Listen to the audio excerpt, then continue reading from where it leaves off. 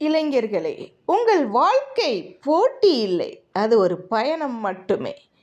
இன்று சிறிய முன்னேற்றம் செய்தாலும் அது வெற்றி தானே.